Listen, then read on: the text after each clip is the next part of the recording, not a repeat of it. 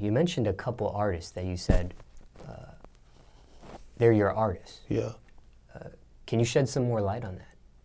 See, it's just like now, I'm not gonna even just say I'm gonna shed a light on it. I'm in a position to empower people around me. Well, I've been in that position. It's just like I was still a student of the game. I was still learning, like as I went and how that looked. Like I don't even know what I've got myself into, and let alone I signed somebody else and dragged them into the BS when I don't even got my shit together. So I just had to learn. I couldn't, like, you got to think, you start working a week. You ain't gonna just buy McDonald's. You gotta learn how McDonald's operate before you move up. And that's what it was. I had to learn the rap game before I was able to sign acts, or even just to make somebody feel like an artist. You feel me? Like, I want to be able to feel like a CEO before I was a CEO. Now I mean, I feel like a CEO. It's time to boss up. So I want to empower the people around me. Them just to name a few, bro. I probably got like, in my mind, I got like 10 artists. You feel me? 10 producers. Cause it's time to empower the people around me. It's just what it is. So like, I don't even want to just put all the focus on Goonie, all the focus on chasing no. Like, put it on Rich Homie ZNT. Cause that's what it is. We're a family, bro. We 4L and after. That's what it is.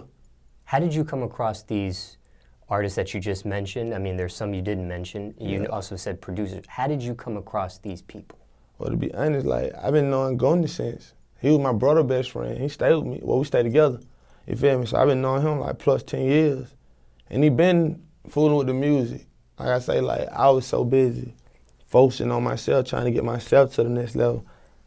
I ain't had, like, television was so focused, I ain't had time to notice anybody else around me. You feel me? But then, like, while I'm sitting down, while I'm not dropping on music, that just give me time to reflect. I'm watching everybody else empower people around them. Damn, come on, you can do it too. You feel me? Like, I'm making me fit to this shit, Small. Fit the M's. I'm stamping it. I'm making me 50 million this shit, bro. The people that are part of your label, not biologically related to any of them? No. People not you grew up with or people you have some interest in? That's all. People like, niggas I know who ain't switch up on me. Who stayed believing, who's still in my corner when I win the hottest artist around. You feel me? Other than that, yeah, I'm going to sign just talent based on talent, but I'm going to sign my brothers first. Like, niggas I know growing who deserve to be signed before we got anything to do with talent. Like, how I look going to sign a nigga because he the hottest thing out here, but I don't even give my brother a chance. That don't make sense. So it was more on that type of shit. You feel me? And then these days, the bullshit jumping here, I know one of my niggas jump. What do you look for? Different, like, I don't want no artist that sound like me. You know what I'm saying? It's already a Quan. I'm looking for originality, man. I want you to be you, but you gotta want that shit. That's what I'm looking for, the hunger. Like, you gotta think, like, I done saw like a hunger look, and then, you know, niggas can play like they hungry. You get a little taste of it, man, you know. Sometimes niggas, what they say, your eye be bigger than your stomach. Nigga don't really be hungry, bro. So I just want some hungry, you know, some hungry cats, bro, who love this shit more than I love it. Cause I know I love it a lot. So if I'm a sign, you're gonna have to love this shit more than me.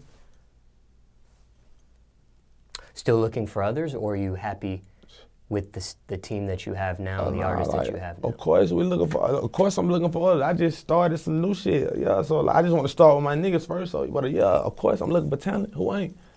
You know what I mean? Like, yeah, I'm looking. Females?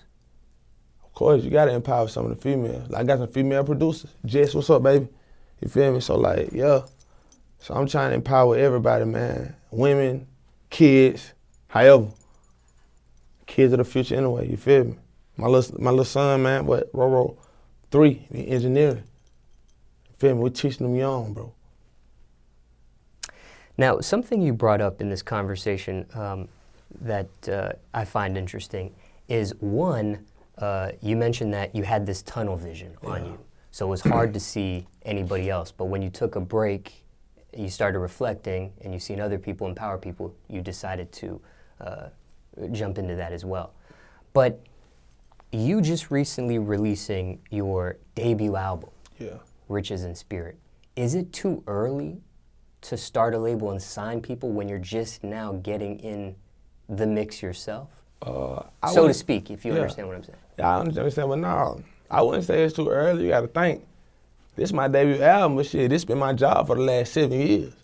So shit, I knew what the job consists of before I dropped my debut album. I knew what this job consists of before we signed with the label. I've had the label. I've had my label for 6 years now. So I've been able. I could have been signed artist, like I say, but I wasn't ready mentality. I wasn't ready in my mind. You feel me? Nah.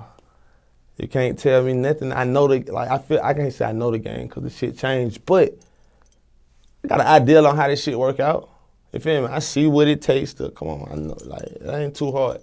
So like I said, I had to get in business mode I didn't get it at first, now I get it. When I think of Rich Homie currently, I think Rich Homie, like if we're talking in sports terms, I view you as an active player. Yeah. You're in the game. Yeah. Can you be a CEO and have your own label when you're still an active player yourself? Or would you be in a better position to do something like this if you were more like a coach, if you were out of the game, if you were inactive? But yeah, I could definitely be like way more focused if I was a coach. But I'm looking at it like I'm LeBron. And I still want to have good players around me while I'm working. Well, no, I can't even say LeBron because he's been working like this is 15 years in the season. You can just call me. Right now, I'd be like Donovan Mitchell. You feel me? I'm going to get Rookie of the Year. I'm better than what I am. I just don't get the credit for it. And I take that back. I'm Russell Westbrook. Yeah, that's definitely who I am. I'm the underdog. I'm better than all the cats. People just don't give me my credit for it. I got an MVP to show for it. What else you niggas want? You feel me? So yeah, I would definitely say like a Russell Westbrook. Cause he been in the league about 8 years. He only got 1 MVP. He break records like a motherfucker. Yeah, that's how it is. The underdog. We've seen some good artists turn CEOs. Yeah. We've seen some bad ones. Yeah. There's some people, even though they're a CEO and they have other artists, their main concentration is themselves. Yeah. And their artists, they always overshadow their artists. Their artists never get bigger than them. Yeah, that's basically how it goes though. Cause you'll never see like, it'd be hard for an artist to sign another artist because you sign a competition. But that's only if you're selfish, in a selfish mind frame. I ain't looking at it like that. I'm looking at it like, shit, we all over here in one match. Why everybody got their own match? You feel me? That's the mind frame you gotta have, bro. Like, nah, I'm good. Cause like that one match, man, them niggas gonna start looking at you funny. So if one of your artists were to blow past you, get a bigger song than you, sell millions of more records than you, not a big deal for you. We still Eno, right? That's all that matter, bro. You know what I'm saying? We still Eno. I didn't get that at first. I get it now. We still Eno. That's all that matter. Despite how the money coming in, bro, it's rolling in. And that's the bigger picture. One more thing I want to ask you about this segment. You did mention you've had this label for a long time. Yeah. You were focused on yourself and that sort of thing.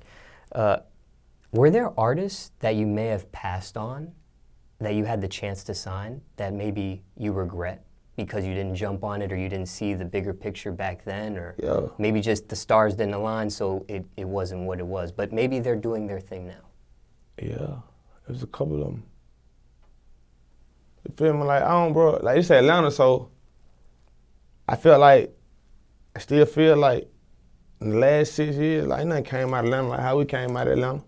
So I feel like, yeah, nigga name hold weight in Atlanta. So even like a lot of the new artists who like new now, I don't even want to say no names, but niggas know who came over to the house, done been in the basement, and just who we done had talks with. Or take it back a year before that, or you done saw me on songs with knowing I put on. Like, damn, I know I would never heard of Quan, or I would never heard of Such Set if it weren't for Quan. So I just like, yeah, I just got a big influence on the Atlanta scene. I just don't get credit for it.